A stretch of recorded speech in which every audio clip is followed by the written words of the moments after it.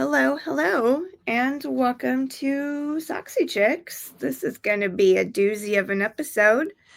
Yeah. I'm Yes, it will. Chrystal, I'm Bayleigh. and Bayleigh's here, and she is a Red Sox fan, so this is going to be a lot of fun. Yeah, Red Sox fan. We use that term lightly nowadays because I mean, they're tied right now because they're using Greg Weissert once again, who is completely gassed because Core is just going to him because their other guy, he burned him out. This is the problem when the Red Sox get 6-7 innings out of their starters. They'll do well, but Giolito struggled a little bit today. And we're potentially on the verge of losing a series to Rafael Devers, who is no longer on the Boston Red Sox. So that's really fun for me. Yeah. Yeah, so let's have a little therapy session. Let's break down this stupid move by the Red Sox. It doesn't make any outside of like this man being the like biggest clubhouse kid. People have been like kind of saying like, okay, if he's like Terrell Owens level of like a cancer, then yeah, this trade needed to happen. But now, of course, he's doing things that he never did with the Red Sox. Like I never saw that man do a single sideline like after the game. He hit a walk-off the other day, like nothing, just crickets. Now he's doing like interviews and all of this stuff, and it's like, oh yeah, and I'll play every position you want. And I understand you come into a situation and you don't want to do all of the negative things that you had just done prior, that this team was like, we're paying you $330 million. You could at least give a sideline interview after you hit a walk-off home run, which, and I understand English isn't his first language, but like, come on, like you got a translator for a reason. You could have him out there. You could do this. So, just seeing him do everything that he never did before is like it hurts. It's like, oh, okay, cool. And it's just I don't know what this organization has done to truly sour so many relationships with their players. Like they're like Mookie Betts, I know he's on like the wrong side of 30 now, and those numbers are starting to look like it. Still above average, but slightly. Like, so it's like, but I still don't care if I had him now. I don't know. But then it's weird to like kind of go back and say, well, would you have just burned through Mookie Betts's like good seasons? And now when he's on the wrong side of 30, you have like Anthony, and you wouldn't have had Meyer if you had Mookie Betts because you're a better team in 2020. So I mean, maybe it was the right decision to move on from Mookie Betts at the time, because if you're just going to burn his prime, then let him go win championships somewhere else in his prime, and then the Dodgers won't give a shit because they already have 2 rings from Mookie Betts, whether or not he's a productive player. But the thing was that, like, you were in the midst of an 11-year contract with this man. You had already paid him. And then on Father's Day 2025, you just decide after he hits a home run and you sweep the New York Yankees that you're like, yeah, you know what? Yeah, we don't need you anymore on this team. Like, you're worse. You are a worse team. You lost the game yesterday because you traded Rafael Devers. Like, he hit the home run to literally win the game for his team. If he's still on your team, you win that game. So you're not, and I don't know how, like, of course, everybody's going to come out and be like, oh, well, we looked at the numbers. Like, and I'm a person that likes to look at deeper numbers. But now I'm to the point where I'm like, the nerds are just taking over to a point. And this nerd Major League Baseball. This nerd has a championship ring. I don't get it. I really don't. And he's like the worst nerd of the worst nerds. And apparently he just gets so butthurt. If you look at him cross-eyed, he's like, yeah, done. So he's got some stick up his ass. I don't know.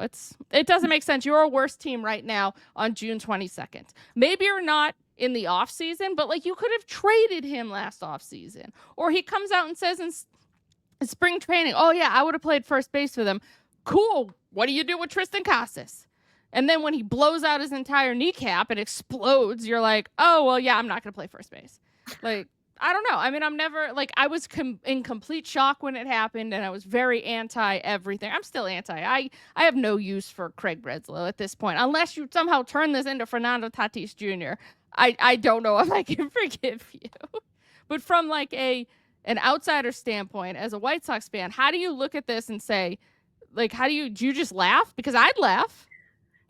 I mean, yeah, because as White Sox fans, you're kind of already so down bad, even though they did just win a series against the Blue Jays. Thank you, boys.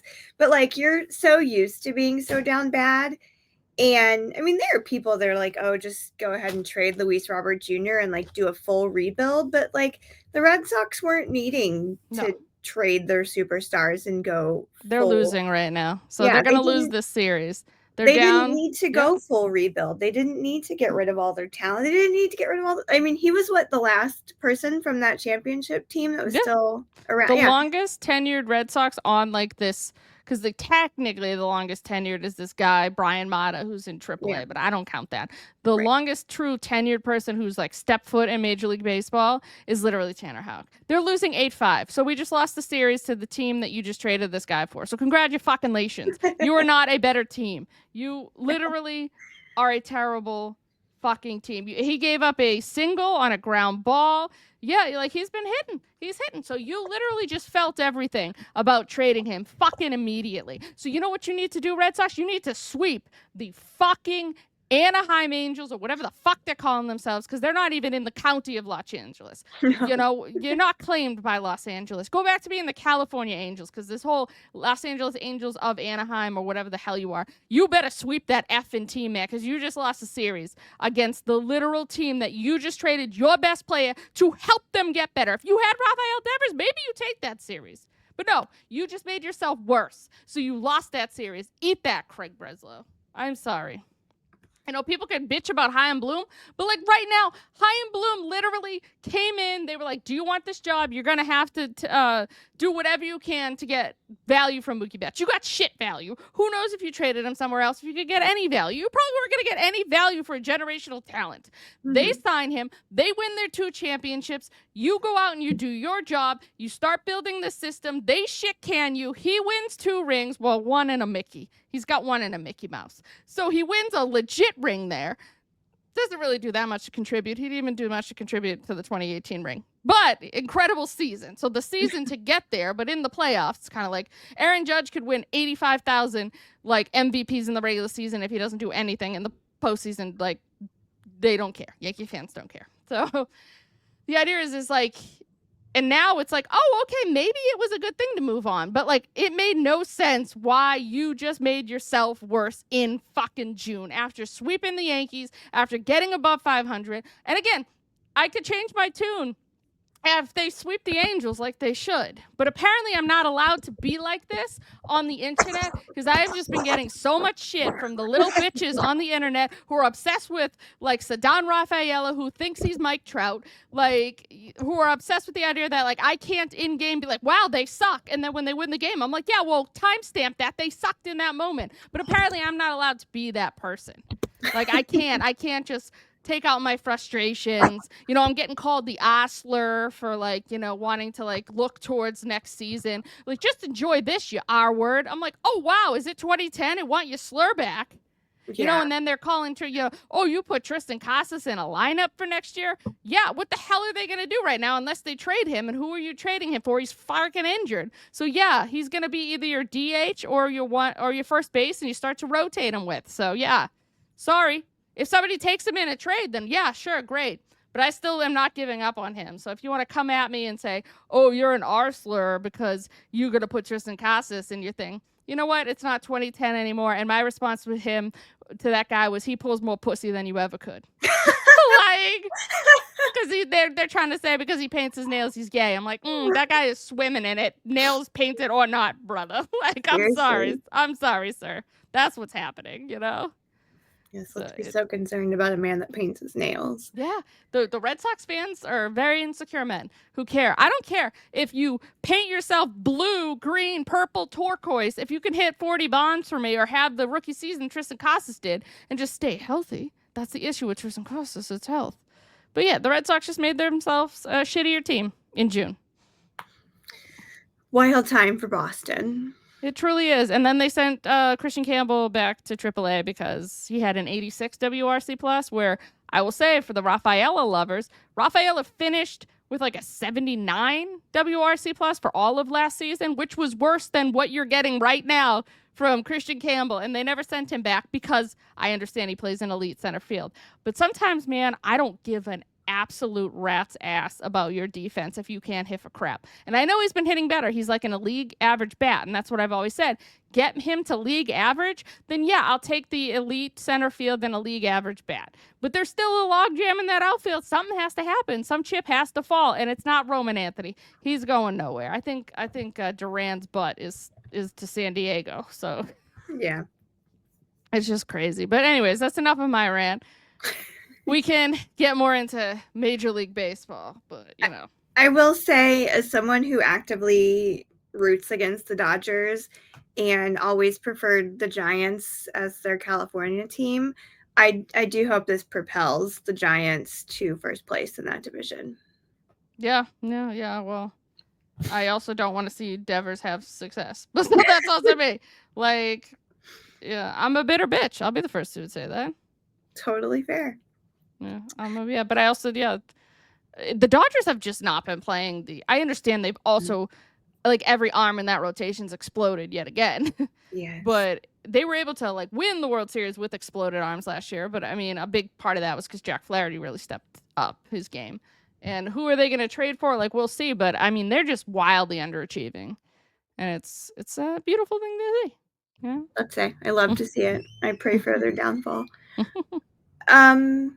So, speaking of some more drama, this is not the same, but Pirates reliever Dennis Santana. I don't know if you've seen kind of the videos of this. He was trying to and the security guard was like, "Man, what are you doing?" He's trying to pull him back down. Yeah, what was he? What's up with you? So there was an exchanging of words with a Tigers fan. And we've seen this before. I've seen Michael Kopech do this. He spiked a baseball up into the stands after they were giving him, some shit.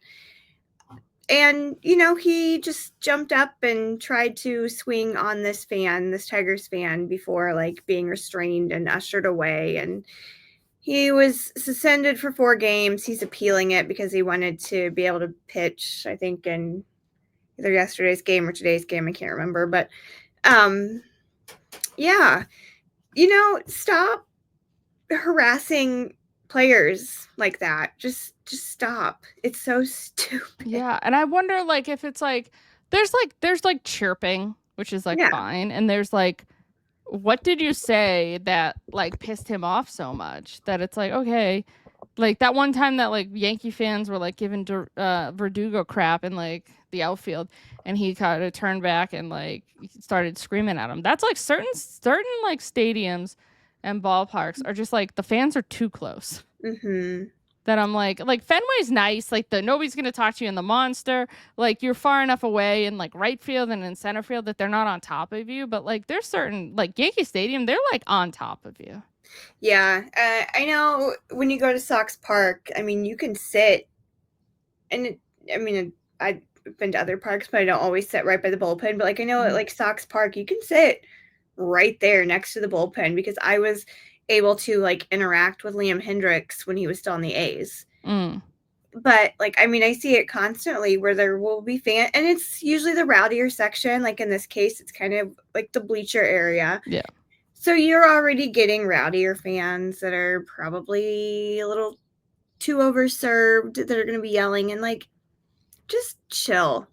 Go have fun at the game. You don't need to be harassing players to that extent.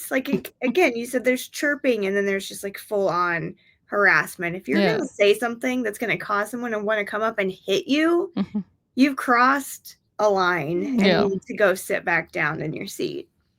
Yeah, and you pay good money to go to this, and you're going to get escorted out.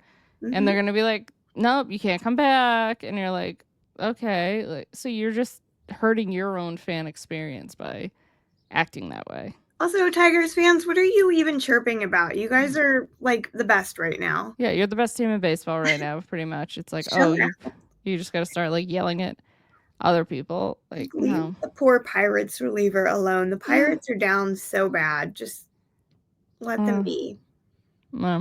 But speaking of some other heated events, Fernando Tatis Jr. was plunked for the 3rd time in 3 days by a Dodgers pitcher. And of course, those benches were clearing. And it kind of got really crazy that at one point, wasn't like Ohtani kind of approaching the dugout? Like, what are you saying to them? Like, I am Shohei Ohtani, I'm better than everybody else. Like, don't hit my guys, we won't hit your guys type thing. But I just know that Machado came out and said, like, something stupid, like Machado, like being like, it better not be broken, because if it's broken, we're gonna like come at you. You're gonna ruin careers like you did Pedroias? Is that what you're gonna do, Machado? Keep your mouth shut, man. Yeah. Just keep your stupid mouth shut. It's the steroids talking. Oh, it's something, man. He is so angry that he's still not a Dodger, and I love that. Like, your chance to win, you were the last out. You looked ridiculous on a K from Chris Sale, which we'll get into some Chris Sale in this because the hell, Chris Sale. But so it's like, yeah, you just look like an asshole. This was the team you wanted to play for. They didn't want you back. Then the team, like, like 80 miles south was like, yeah, we'll take you on. Like, come over here. And it's like, oh, okay, cool. And then you're just had to watch them win two championships, actually, in the time that you've been a San Diego Padre.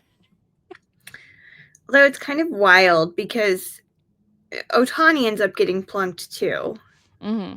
And the Padres pitcher, Robert Suarez, is suspended for 3 games and gets this undisclosed fine, which again, he's appealing, claiming it was unintentional.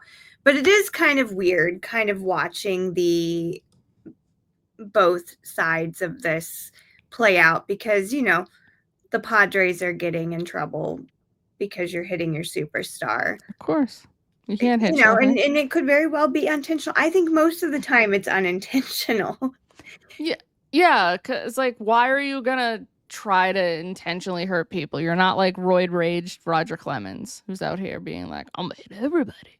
Seriously. Yeah, so it's weird that one pitcher gets fined and suspended, and then as much as Tatis is an asshole, he gets plunked 4 times, and the Dodgers are just fine. Clear. They're like the Yankees of this generation, where they can kind of just do whatever they want and feel no ramifications because you're the team that's got the superstar. You're the team that's like winning right now. Because, like, yeah, in the late 90s, early 2000s, the Yankees were constantly winning. So why are you gonna, I don't know, like, yell at the hand that feed, like, the hand that feeds you? Like, no, of course they're not. But it's frustrating. It's like, I understand, but it's also funny as a Red Sox fan to see like the shift in who the evil empire is now, because the Yankees haven't, the Yankees championship could drive a vehicle right now. It's been that long. So, it's like, okay, and then you have the reigning champions right now. We're gonna do whatever they can to go back to back. But it's gonna be tough, man. They really got to figure out that pitching. But whoo! But I do find it hilarious though that what they traded for. Like, they gave Ryan Pepiot for Tyler Glasnow, and over the course of how long Glasnow's been there, how long Pepiot's been a Ray, Pepiot's better.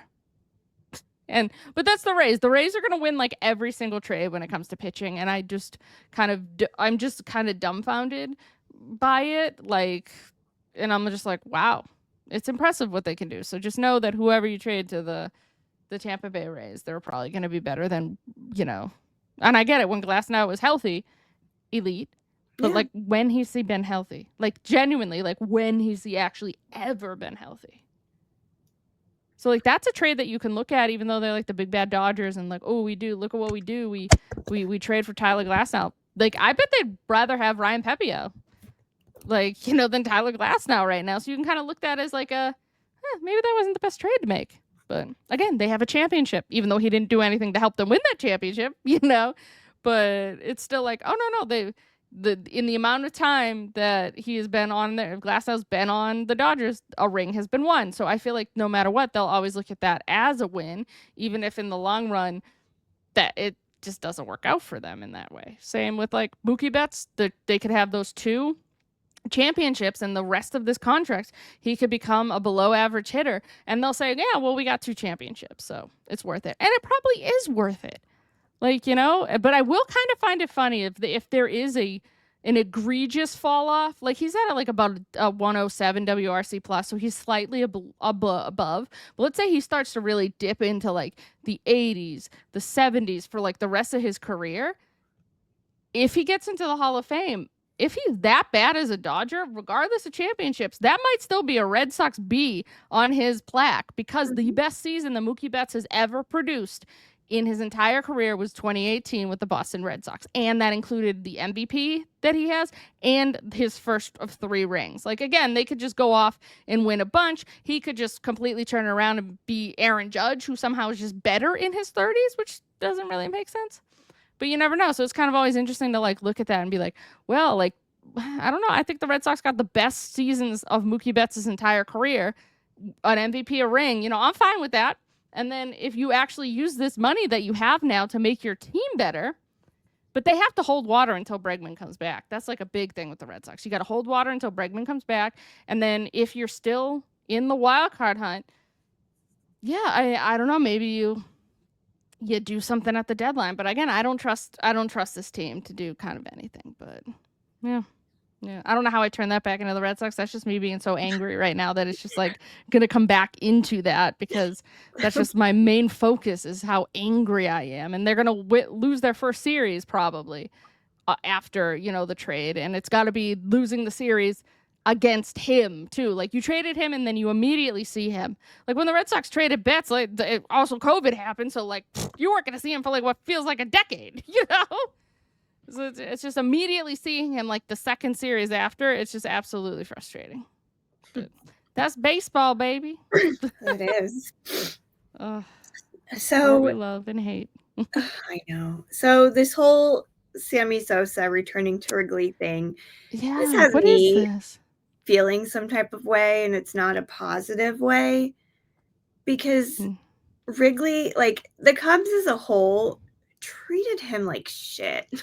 Yeah, like, they did. There was a reason he wasn't around. There was a reason he said no to the parade when they won the championship. Like, they treat people like shit. They've treated Sammy Sosa like shit. They treated Ron Santo like shit. And I will never forgive them for the Steve Bartman treatment. Like, that man has, I mean, he just wants to be left alone. Yeah. Also, if you just look at that video. They tried to invite him back in 2016. Really? And he was, again, like, no. You guys are awful. You ruined my life. Yeah. So the Cubs are inducting him into their team's Hall of Fame. And, I mean, good for them for doing that. But, man, poor Sammy. And what he did was wrong. I mean, he was obviously in that like steroid home run era, and I get all of that. But he brought people back to the game of baseball. Exactly. Like the McGuire Sosa home run chase was bringing people back to the game. I miss those days. I legitimately do miss those days. And I just wouldn't go back. Personally, I wouldn't go back. Yeah, it's like how down bad is he right now that he's like willing to. It's like going back to your ex. It's like, oh, come on, like it wasn't so bad, right? It's like, no, you treated me like shit. But like you bring it back to you say Bartman. It's like every time I look at that video, I get more and more angry about how he wasn't the only person reaching, and it was in the stands. It is fair game for you to reach. It's not like that Yankee little shit kid that like, and it benefited the Yankees, so he's like revered, where he reached over and grabbed the home run that they were like, oh yeah, it's a home run. And I was like, in what? Like, you know, but it benefited the Yankees, so it's like, oh, we love this kid, versus like a guy who was reaching with multiple other grown men for a ball. And then a lot of it didn't help that in left field, it was like, oh my God, who was the left fielder then? Was that? I can like see him. I just can't think of his name. He reacted so like vilely that I was like, dude, you weren't going to catch that ball. Like, stop talking your shit, man. Like, and he just like, he put a little bitch fit up, and then it's just like, you feel so bad. Also, maybe blame your pitchers for then giving up like 85 runs to the Miami Marlins. Yeah, that's like, the other thing. You know, like nothing would, if like he does that, oh shit, Next thing's like a pop-up, catch it. Game over. Nobody even knows who Steve Bartman is, but the fact is that your pitchers didn't do their job after that. That would have been the same thing as if, like, say somebody made an error and then you let all those runs up. Are you gonna? I mean, we know in Red Sox Nation what an error means to the fandom. You know, you're gonna literally make a guy feel like shit for his entire life. Then you win a championship, you have him come do a little like song and dance like out there throw, and then it's like the man died too, like, and then it's like he probably, you know, and the stress that he dealt with after that probably contributed to him having an early grave. Like, you're just, the pressure that goes on these things, it's like with the Red Sox throwing out so many rookies right now, the pressure is like, oh, we just traded away your best player. Sorry, I know you're just turned 21 years old. Have fun hitting in the 3-hole. Hi. It's Right. like the pressure is just absolutely astronomical. Every person needs their own personal, like, sports psychologist that they can talk to, because I just can't even think about the pressure. I mean, sure, there's probably some people that don't even feel it, don't care about it, but that's a rare breed. Most of these guys are like, oh yeah, like, I have to step up. Like, this is on me. So I just, yeah, I hate when fans and teams just put undue pressure on people. Yeah. I mean, with that Bartman thing, he was receiving death threats so frequently, like, the police had to interfere. That's ridiculous. And it's a game. I'm passionate, but it's a game. They sent him a World Series ring. That was the other part I completely forgot about. Like, I know they invited him to the parade. I forgot that they sent him a ring, and he still, like, won't publicly be out. Like, he doesn't want anything to do with the Cubs. That's awful. Because they ruined his life. They turned that poor man's life upside down. Yeah. And I feel like the Cubs did just horrific things to Sammy Sosa. Yeah. Like, that's just awful. Like, yeah. But at least there's some good things for some guys out here. Nolan Arenado hit his 350th home run, and it was on your birthday, so you got to see it. I was at the against game. Your White Sox. In attendance. Got to see that in person. Shout out to my friend Taylor, who is a Cards fan. He came up to catch that series, and he was not gloating about it. He was very the first game was actually pretty competitive. And the second game, they came back and went into, overtime. But yeah, it was on my birthday. I was a little bitter. I'm sorry. That's brutal. To see your team lose on your birthday. I don't have to worry about that because I have a November birthday. So yeah, that's fine. But happy birthday. So there's that. Sorry it didn't go as well for your team. It's okay. It's okay. But on my birthday, we'll come back to the middle part of that. Andrew McCutchen did great things on my birthday, though. For me, I'd like to think he's now tied with Joe DiMaggio as he collected hit number 2,214. Damn, good for and him. Like days before that, he had passed Roberto Clemente. Just realized that note. Clemento is what I wrote. Landing in third place for the Pirates' all-time home run list. So I like to think that him, collecting these hits and being incredible, this could very easily be his last year. He's my age. He shouldn't still be playing baseball. So I appreciate that he did that for my birthday. That's good. And yeah, if you have to go out, it sucks that he has to. Like, I like that he spent so much time with the Pirates and he left and he came back and he's this legend in Pittsburgh. But it still sucks when you see guys like this, like, never really get a chance to shine in the playoffs and a chance to, wear a ring and things like that. So it always sucks when the good guys, like Mike Trout's just stuck in Anaheim and he's never going to win shit unless they somehow trade him to, I don't know, like Philadelphia or something. You can come to Boston. I don't care about the log jam. I'll get rid of Abreu, Rafael, and Duran for you, baby. Like, bye. And I love Abreu. So, and I don't want to see him going anywhere. That's like this log jam. Everybody's like trying to figure out like who are the Red Sox gonna get rid of. I love Wilyer Abreu. Like, don't touch my beautiful man in right field. He plays Gold Glove right in Boston, and he's an above average player. To me, that's amazing. But yeah, I wish he would. I just wish he would get a championship, but I know it's not going to happen. But this was a game that Paul Skeens also pitched in, and so Skeens finally got the run support that he never get from the Pirates. Yeah, man, what's that like? Just being like elite and just your team is such shit. And I know everybody, but it's also that it's like this is his second season, and everybody's still like, when's he gonna get traded? And I'm like, I also like hate that so much for Pirates fans. Mm-hmm. Like, I'm sorry, so you're just not allowed to. You enjoyed Garrett Cole to a point, then he went to Houston, and then he signed that mega deal in New York. It's just like, it sucks that your ownership just won't do certain things to make your like. You're telling me that ballpark, which is gorgeous, if you put a winning product on that field, you're telling me people aren't going to show up, even if you don't like the damn Pirates. You're gonna want to take in a beautiful night there. Like tomorrow night, my friend doesn't like baseball. She's just gonna go with me to a game to like have fun, drink some beer, eat some hot dogs, and go with your friend. You're telling me that like, oh, when the product's not good, there aren't gonna be more people that are like, you know, I'm not really into it, but like sounds like a fun night. Put a good product on the fucking field, man.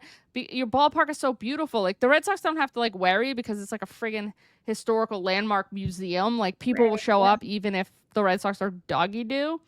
But it's like Pittsburgh is just so beautiful, but it doesn't have that like cachet of like a Wrigley or like of a Fenway. Yeah. People will come out. And that's the thing, like PNC gains a lot of tourists. I will say that because I'll be there in July for the White Sox series in Pittsburgh.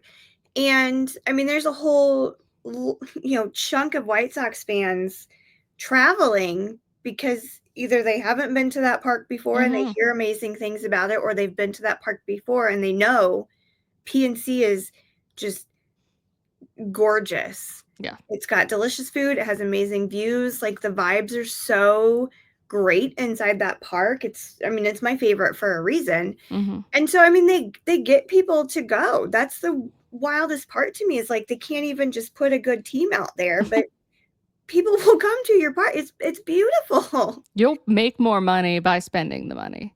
Yeah. Like if you have a good product. Like that's another thing that's like, I haven't been to Fenway in 2019, but I still hear that like, oh, the food is shit at Fenway. Yeah. And I'm like, you're like this historical ballpark. You say you're America's most beloved ballpark. Why can't you get like, and you're in New England. You should get some awesome food options. So like that really sucks, especially for people that are coming to Fenway. It's like, oh, yeah. Oh, you can get a lobster roll. Cool. You can get a cheaper lobster roll at freaking McDonald's. And it's probably going to taste as good. Great. Yeah. So, like, yeah, I don't need to eat a lobster roll, but just come up with, like, because that's, like, I always hear, like, I haven't been to City in, like, a while. I went, like, I think maybe, like, the first year they opened, but I always hear the good food at City. City has excellent food. And you're just like, man, Fenway, step up your friggin' game, man. But again, John Henry doesn't need to because he knows people are going to come regardless. That's why it's, like, it was so smart for like, you know, when they went into like buying them in 2002, it was like down to them and Frank McCourt who ended up buying the Dodgers. But McCourt was like, his thing was like, I don't want to continue games at Fenway. I want to build on the waterfront, which would have been awesome. Not gonna lie. He's like, I have all this waterfront property. I want to build a new ballpark down there. And then John Henry's like, I want to renovate Fenway. And then, of course, everybody's like, wow, that's actually a really good idea. Like, blah, blah, blah. And they did. And they did, like, a good job. They added the monster seats, this, that, or other thing. But there's still so much more they can do at Fenway because I went to Wrigley last summer. And I was like, Wrigley, like, destroys them on the just comfort and the experience of going to a game in a historical old ballpark, you know? So it's like kind of take cues from that, Fenway, and you could just make the experience even more. But again, Henry doesn't need to because people are going to go. People are going to be like, you know, I got to go to Fenway Park. Like, you got to go. It's the oldest one, 1912, the Green Moss. You got to go. So why make the product better if you know people are going to show up? And I hate that as a fan. And I hate that for fans coming to Fenway. You could make Fenway the best, like truly the best experience, but they just won't because they don't need to, and that drives me up a wall. And I mean, no hate to it, but Fenway was just okay. It's fine. It's just, it is what it is. I mean, it's cool because it is historic, yeah, but at the same time, I'm like, it's tiny. You're like sitting on top of each other in there, and there's nothing that makes it, you know, outside of this green monster, there's nothing that makes it stand out like other parks do. Yeah. I like that it's in a neighborhood. Like I'm a neighborhood park kind of person. Like I love being able. That's why a big reason I don't like Dodger Stadium. It's like in a ravine that you have to go up a giant hill, whether you walk it, drive it, or bus it up. But then it's not like right after the game there's stuff around you or there's stuff before the game. Like I enjoy that as like when I'm judging like what a ballpark experience is if there's like really cool stuff around it. And Dodger Stadium doesn't have shit around it. It's like you could be like, oh yeah, you can go here. I'm like, yeah, you have to go down the hill to get to that place that's on Sunset, It's like, oh god. But speaking of a guy that does play in a pretty great ballpark, Juan Soto celebrated his 1,000th Major League hit, and he did it not in a Yankee uniform, which makes it even better for me. It's more important. It was in a Mets uniform, baby. Yeah, it was. Love the Mets. And it's... I did get this for my birthday. It is the Hello Kitty Mets City Connect. Wait, that's so cute. Bobblehead. She is precious, and I love her. Oh, and I see Mrs. Met behind too. Yes, we do. We got Mrs. and Mr. Met. He's up there. Pete Alonso's up there. Of course. I can't wait to steal Pete Alonso from you. No. What? No. No. It's never gonna happen, but if he doesn't retire a Met, I will. I mean, it doesn't make any sense. It's all. I mean, the only thing is like he's having like this MVP level season. You just only hope that Uncle Stevie is like, well, I know I like strung you along a little last season, but I guess I'll just give you all the money now. Yes. Otherwise, kind of Fenway and just hit bombs. Make it rain on Pete Alonso, Uncle Steve, please. It's gonna be a lot of money. It's gonna be. I mean, he already gave all of the money, so just keep giving some more of the money. You spent $765 million on a guy that just hits. Yeah. Whose defense is kind of whatever and just hits.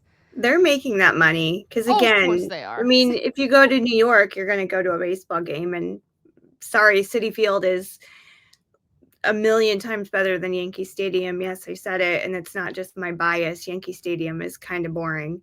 That's what it looks boring. Like, it just even looks boring.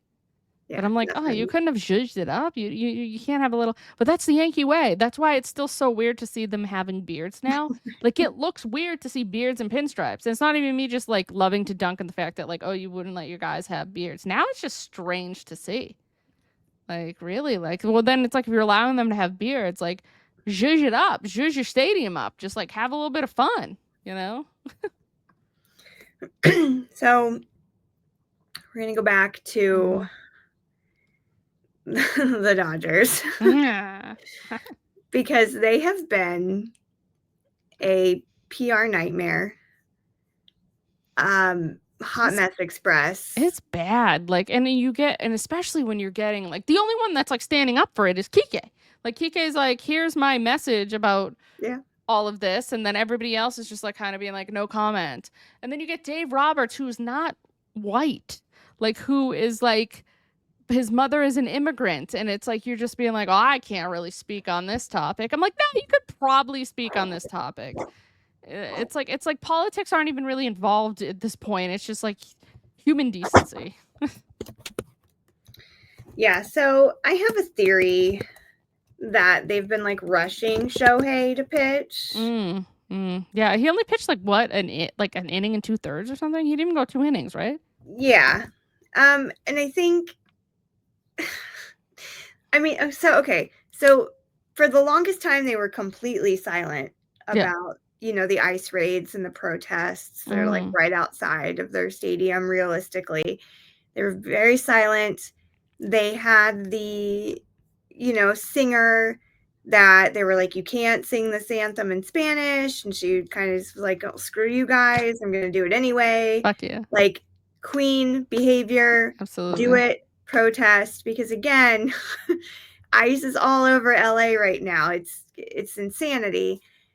And then they're like, oh, well, we're not going to let ice in our building, blah, blah, blah. Look at us. Cool. Okay, too little, too late.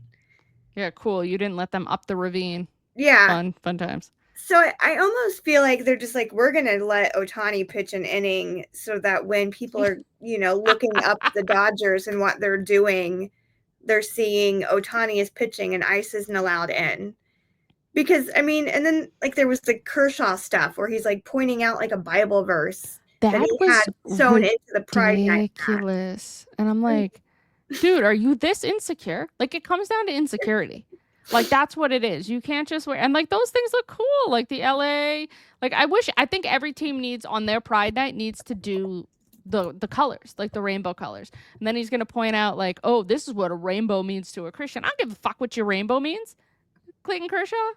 Like, I'm sorry. Like, this is like the one night, like the Mets do it right, man. The Mets are like the one team that like all Pride Month, they're like, here are the colors on our logo. They like did it really up. And then, oh my God, who was it? It was some like backup piece of shit catcher that was like, kids are seeing this. And I'm like, kids can see. So like, I love like everybody. Oh, I think it was Lucroy. I think it was Jonathan Lucroy. He's like, kids can see this. And so I love that most of the comments being like, oh man, yeah, the kiss cam does suck. We should just get rid of the kiss cam entirely, right? Like if this was a man and a woman kissing up there, you'd be like, this is bad too, right? You don't want your kid to see that. I went to a drag brunch today for my friend's birthday, and there was a mother and a father and their like 4-year-old child, and they kept giving him dollars to like wave in the air to take from the drag queens, and the drag queens were like eating it up because he was so freaking cute. But it was just like, none of this is hurting that child. So the idea of like, okay, and like the drag queens were like on their best behavior too. It was a brunch at a restaurant, so it's not like they were gonna do anything or say anything that you could deem inappropriate. Like, no. And this little, and he's doing his little clapping, like it was so cute. So like, seeing these things are not detrimental to your child. What's detrimental to your child, Clayton Kershaw, is like the hate that you're showing by saying this is what this means to me as this tough, straight, like white man who you might be thinking of other things, Clayton. I don't know. I don't want to judge you. I don't know. It's like, well, Clayton, maybe just, I don't know. Just let your freak flag fly, maybe, Clayton, because why are you acting so against something? And it's just like, man, just paint yourself whatever color you want. Go out there, have fun. It's not going to take away from your playing baseball. And it's, you know what it's going to show? It's going to show, oh man, Clayton Kershaw loves people. Wow, how cool is that? Maybe you get more fans, Clayton. No, now you're going to have more people being like, I wish, it's hilarious that you suck so much in the playoffs. You were holding up your like championship trophy like last year, like you did something. Like, so it's just like, when these people do this, it's just like, you're just alienating more fans to this sport. And it's just so unfortunate to see this. I'm like, ugh. Disaster. They're a disaster. But yeah, it's just crazy that like, yeah, the Dodgers have really weirdly been this like terrible PR so far. Like, except for Kike. Kike is the only one being like, and I wonder how Kike feels, like knowing like this is how I stand, and I'm seeing, nobody. I'm not even seeing my manager stand up for these. And I understand Kike is American because he's from Puerto Rico, but still, it's like there are and the Mexican community are like some of the biggest Dodger fans. Like, truthfully, it's the Mexican American community that are Dodger fans in Los Angeles. And I know this because like the other day, my friend was desperate. He like called me, and he's a huge Dodger fan. I know they exist, but he went to like 4 different bars to try to watch the Dodgers game on Friday night. And everybody's like, oh, no, we're not showing the Dodgers. Like, it's the NBA Finals. If you go to Boston and I go to a bar and the NBA Finals are on, I'm like, no, the Sox are also on. Like, so it's just so weird to me that, like, you can walk in a place and it's like, oh, no, we just got the NBA Finals. I'm like, what? You have one of the best teams in baseball and you're not showing them in local bars in Los Angeles? But I mean, that's just like, it's wild because like most places just like outside of like certain people and a huge Mexican American community, like those are the people that love your sport and love your team, and you're telling them that like, oh yeah, I don't really like pay attention to all that noise. It's awful. There was a Dodgers player that did not go to the White House. Oh, yeah, it was Bruce Gradwell. There we go. I was trying to remember. Like, at least there were some of them that were just like, no, absolutely not. Like, I feel like that's a good protest thing to do as well. But, yeah. Yeah, because I think he, like, posted a picture with him and his daughter and, like, his house in the background. And he's like, went to the... At my brown house? Yeah, at my brown house. And I was like, king shit. Now, he was on that 2020 team. And I was like, I wonder... But then that was like with Biden was in the White House. So I mean, it's also like, okay, he's been before too. So it's not even like, oh, I this might be my only chance. But also, it's the fucking White. I don't give a shit if I ever set foot in the White House. It's not like tops on my list of things to do. Like, oh damn, yeah, I didn't really get my chance. I saw something recently that made me laugh. It was some idiot on Twitter. It was like a Cubs fan, and like obviously the White Sox are running still to this day, running with the Pope stuff. And you know what? I love it. I don't care. But somebody else was talking about how the Cubs are, obviously doing way better than the White Sox and blah, blah, blah. And that the Pope probably loves the Cubs, or it was something so stupid. And then he made a comment about how Obama, who is a Sox fan, welcomed the Cubs into the White House in 2016. And everyone else was just like, who? Yeah, because they won. Like, who cares? Yeah. He was probably honestly just happy that it was a Chicago team in general. It's where he's from. I don't think he cared that much. And you know what? He got to see a White Sox championship, 10, 11 years before that. So why are we fighting about the Pope? Like that? Like, why are we fighting about the Pope's fandom? Between the Pope's fandom and somebody who has not been president in like 10 years now. Yeah, Pope and I'm pretty sure that both the Pope and both Obama are White Sox fans, and we're probably if you like the freaking Pope like showed up to like wearing a hat while he like gave a blessing, right? Like wearing a like he had the White Sox hat. There's another video that's been going around where somebody in like the square, he's like riding down the street, and somebody in the square started like a "Go White Sox" chant. And the Pope is like, he gets to them and he hears it and he starts chanting with them. Like, there are all these silly videos of the Pope like engaging. And then he just did a mass at Sox Park about a week and a half ago now, while they were on the road. That's so fun. Yeah, he did like a mass. That's cool. He was on the big screen, and like it was neat. Like they've embraced it. They painted a Pope mural. I took a picture by it. That's cute. They put it outside section 141 where he was sitting for that game 1 of the World Series. So you got the Pope and Obama. The Yankees have Trump. Yeah. Ooh. The Yankees and the Dodgers have Trump. Yeah. Like ridiculous. All right. Well, we're going to take a quick break because I never remember to schedule these. And then we'll come back with some injury updates. God.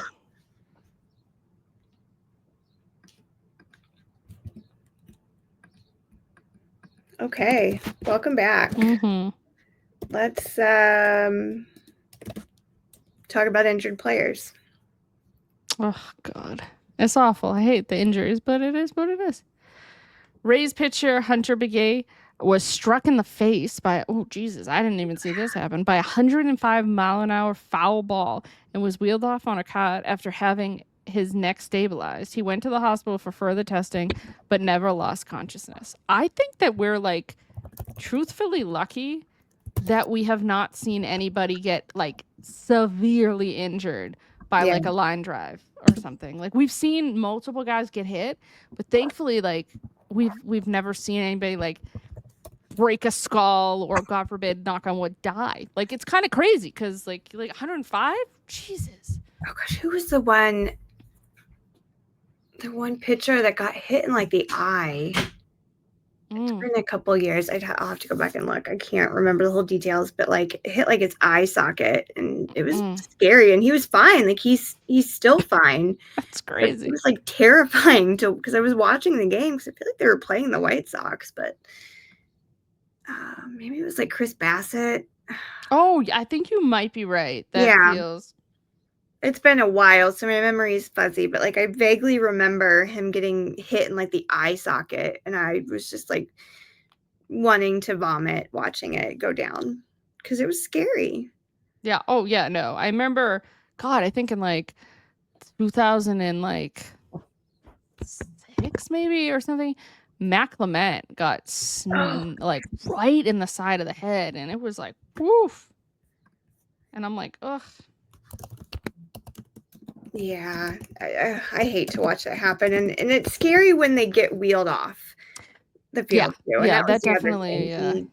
He has his neck stabilized, and he's being wheeled off, and that's scary. Yeah, and it's good to know that like you get the, oh no, he's actually good, and you're like, shit, how? But that's great.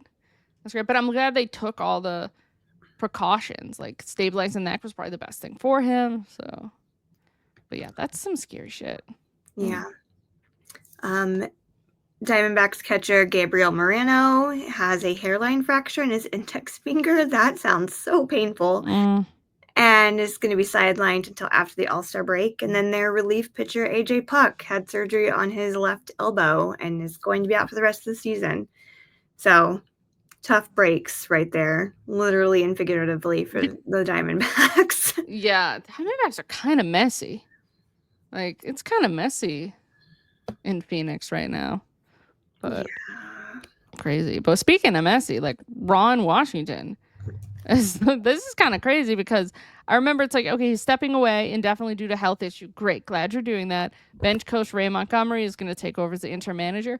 But they then caught him because they had said he's going to be in a suite watching the game. But he was just like stuffing his face. So people on Twitter were like, oh, what is this health crisis? Because he just looks like he's having a great time up there. But yeah, I mean, the Angels are still poo. Sox need to sweep. Like I'm not even a person that's like, oh, a sweep needs to happen. I need a friggin' sweep. If you lose the series to the Angels, then yeah, like sell the whole friggin' team off. Buy Aroldis Chapman, buy I don't know, whoever else is gonna bring value back. Buy Jarren Duran. But yeah, you need to sweep the Angels. They just lost the series that you could have won, that you should have won. And now, yeah, your offense is not that great. You know, people come at me and be like, well, they scored like 5 today. I'm like, sorry. Like, I'm sorry. This team, if you look at it on paper, is not that great right now. I need some things to change. And I understand things are going to change. You're going to get Bregman back. You're going to hopefully do something. But, man, trading your best hitter just showed you in this series. Probably not a great idea. So sweep the Angels. But I love Ron. I love Ron Washington. So I kind of want the best. But, you know, I want the best for you. But I want that team that you're now watching from the suites to get swept this weekend. This coming week. That's what I want. No, that's fair. Mm-hmm. But yeah, in all seriousness, we obviously do hope that Ron Washington is okay. He's getting up there. He is. And he's been through a lot. I remember that one time where he was like suspended for cocaine use. I'm like, what is this? Is crazy. It's been like kind of a whirlwind from like what the 2010s when he was, you know, in Texas. Like it's kind of been like woo. But yeah, I'm gonna let you take this next one too, because we had already kind of talked about this a little bit earlier. Thick Wilyer Abreu has been reinstated from the IL by my Boston Red Sox, even though I don't really claim them.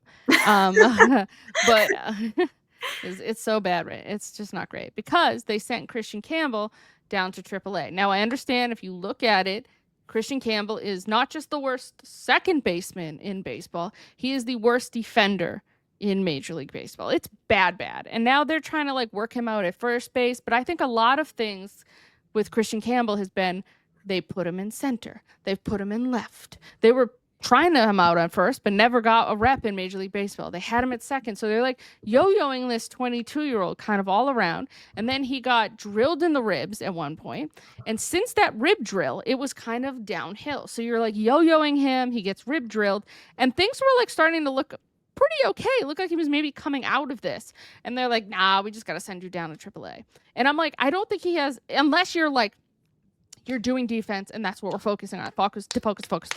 There's no reason he should be in AAA because you need to learn how to hit at the major league level. Mm-hmm. And like that's what it is. And I'm also talking about like an 86 WRC plus. I'm not talking about a dude that like hit a 40 WRC plus. If you want to look at things like there are people on this team that are obsessed with Ceddanne Rafaela, and it's only because he plays A plus defense, which he does. He plays A plus defense as platinum glove center field.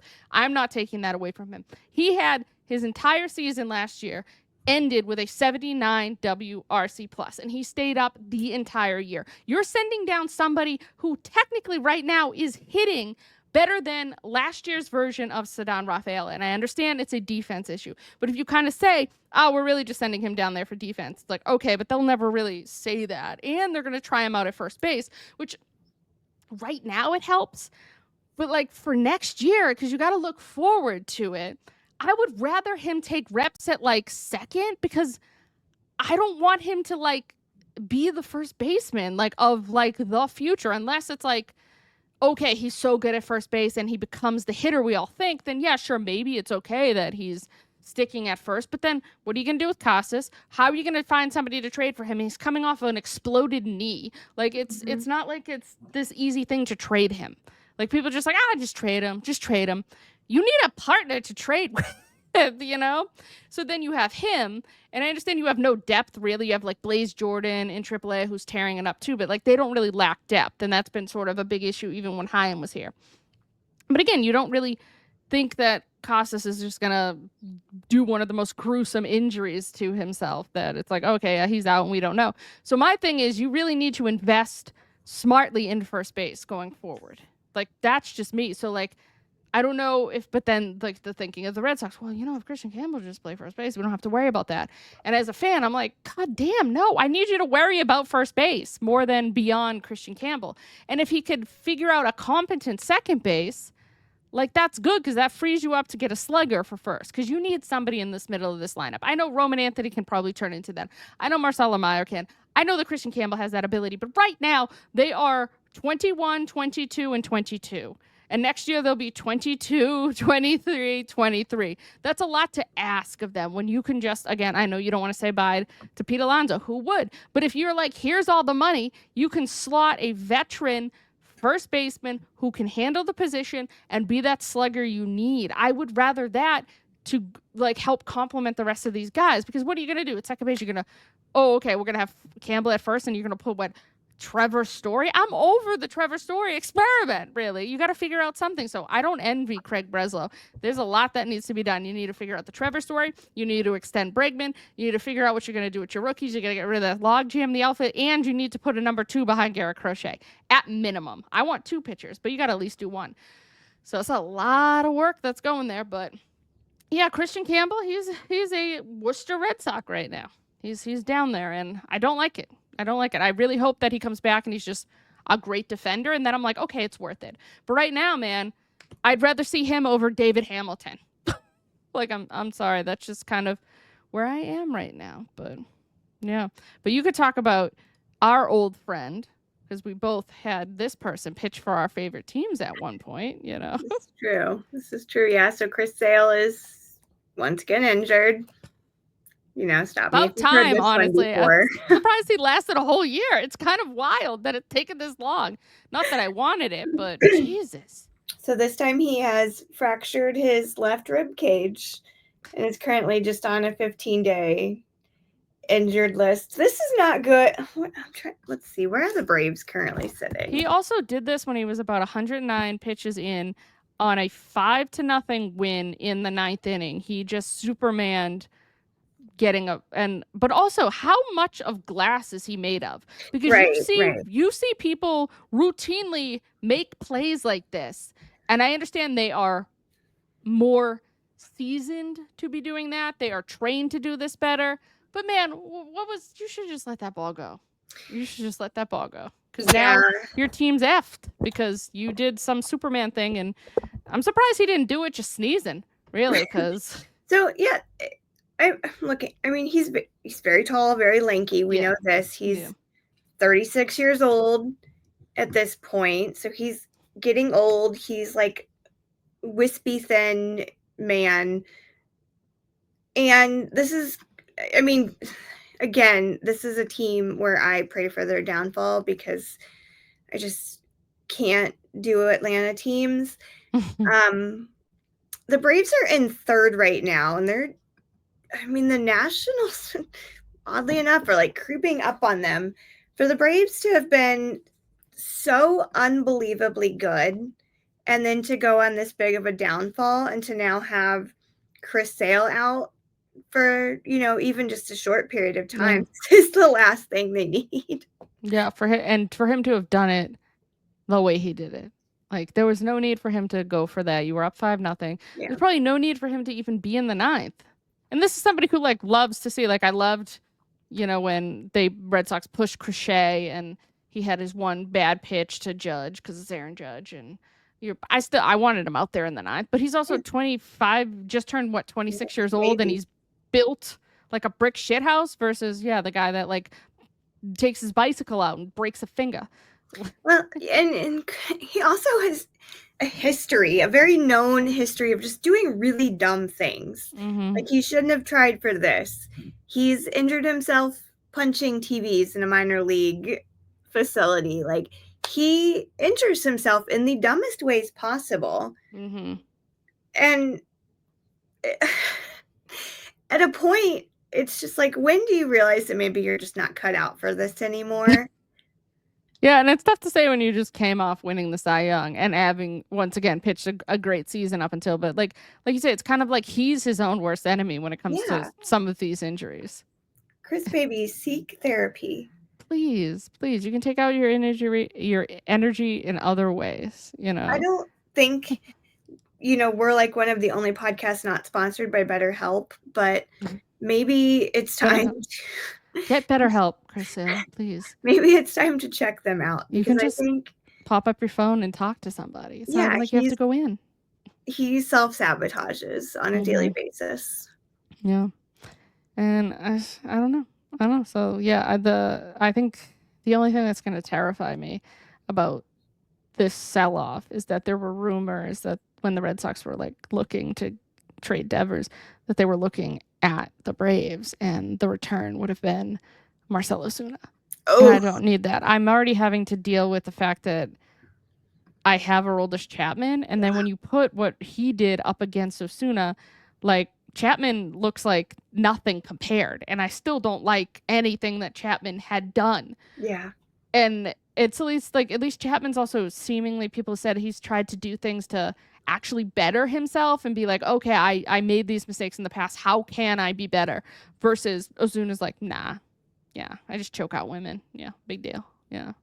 And so I don't need the both of them on my team. So I'm terrified that if the Braves are in like a fire sale, that Marcell Ozuna is going to play for my team. So you mentioned this too, and I didn't put this in the notes because I don't want to talk about him, but there's movement right now in Wander Franco's trial. Speaking of pieces of he can't never come back to Major League Baseball, right? No, there's no way. He's going to be in jail, I think. Him and Bauer just need to never come back in, please. Yeah. And thank you. The trial is almost over. It resumes. Well, so we're recording a Sunday night, and it's resuming tomorrow. You know what? You know how easy it was to not have sex with 14-year-olds? Yeah. And just to be one of the best players in baseball? Yeah. Like, the Junior Caminero is so good. So imagine you had Franco and Caminero, like, on that left side.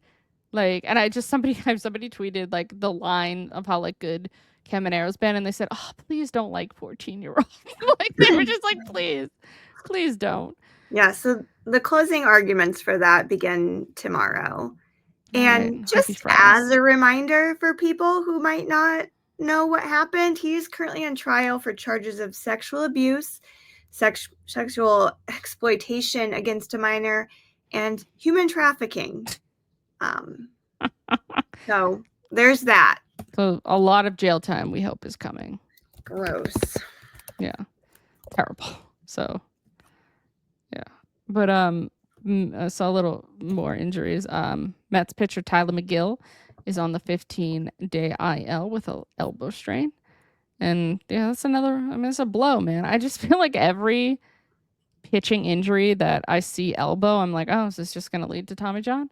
I just feel it's like that's the world we're living in. And it's still so crazy that like 15, 20 years ago that this just wasn't a thing. And I know guys don't throw with the spin rate in the past that they did. I know the velocity is not like 103 miles an hour, but it's kind of crazy that you just had so many pitchers never, and even somebody like who's at least a little more recent-ish, like John Lester was like never injured. And it's just crazy to be like, oh wow, what's it like to sign a pitcher and then the only reason at the end of the contract you're like, it's just because he's getting old. And Yep. it's not that like, oh, we'd had to deal with this injury. It's like, oh no, you helped us get our championship. You were, in the top 5 of Cy Young, and you just got old. It happens. It You weren't happens. injured. You were like a guaranteed 7 innings. Yeah. And now it's just like, can this guy go 4 without blowing his arm? Let's see. And they're getting more money than they've ever gotten before. Like Garrett Cole getting $323 million, and he had to just get Tommy John, and that's after last year he was injured for a good portion of that too. So it's just like, God damn, you're putting so much money into them, and you're investing so much in them, and they're not giving you what Pedro used to give to the Red Sox. They're not, it's just like the idea of like Pedro talking about how going 7 innings was like disappointing to him. Right. Now I'm like, when they go 7, I'm like, oh, what I know. great stat. We love Every this. single time on the broadcast, they're like, oh, this is the longest Davis Martin has went. And I'm like, oh, thank God. Thank you. It's like, wow, 7 innings. Holy shit. Yeah. Brutal. Mm-hmm. Another Dodgers arm is down again. Tony Gonsolin has been transferred to the 60-day injured list. He was initially moved on June 7th to a 15-day with right elbow discomfort. So me thinking going down to the 60-day means it's probably worse. Yeah. And he was injured all last year too, right? For at least a good portion of it. Yeah. Yeah. And that right elbow discomfort, you don't want that. You don't want that. You really don't. You don't. And then to round it all off, our last injury update is Phillies pitcher Aaron Nola injured his rib cage while trying to work himself back from a strained ankle in May. He was pushed back to the 60-day IL.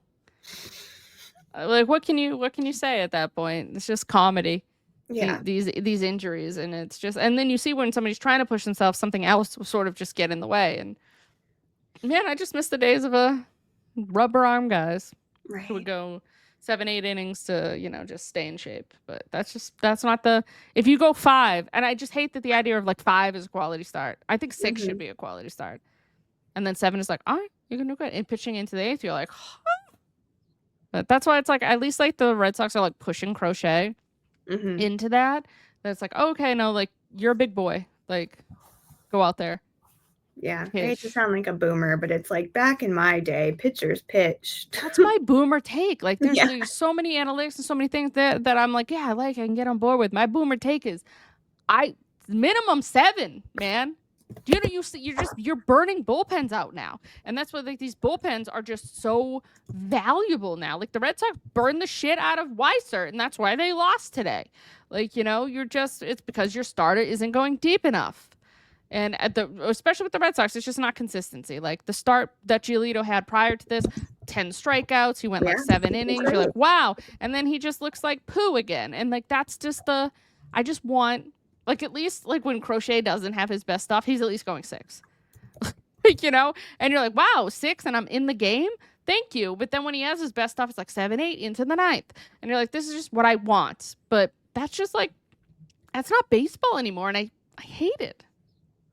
I hate it. Yeah. Man.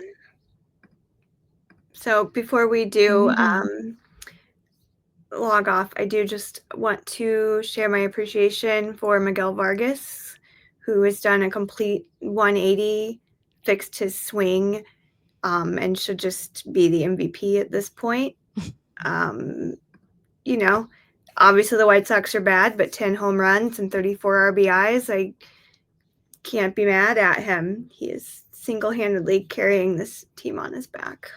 Yeah, but I mean, Big Dumper has like 31, so. And he's still not gonna. And I love the people like, this is the MVP. I'm like, guys, Aaron Judge exists. Yeah, it's cute. It's fun seeing a catcher do this. The most home runs that he's ever had in his career, and it's like June. We love that. But Aaron Judge is a living, breathing human, and until he like hurts himself, which I mean he could. It's Aaron Judge. Yeah. That's your MVP. He can break his toe again or whatever that was 2 years ago and be out for like most of the year. Yeah, and then got that going, but I don't know. Not all New York power hitters are built the same, I guess, because the one on the Queen's side can break his toe and come back and win a game, but they're just built different. Yeah. But that's this past 2 weeks in baseball. Woo! Any final thoughts for you? No, I'm just happy the White Sox won a series on the road at that. Yeah, hey, good for you. Good for you. But they lost both games on my birthday, so I'm still bitter. I'm sorry about that, though. It's okay. It's okay. Doubleheaders aren't fun. They played 19 innings of baseball because they went into extras and they lost. So, whatever. Baseball, baby. All right. Well, it's been real. We'll see you again in 2 weeks. Woo. Yeah, that's all I got. Same. All right. Bye.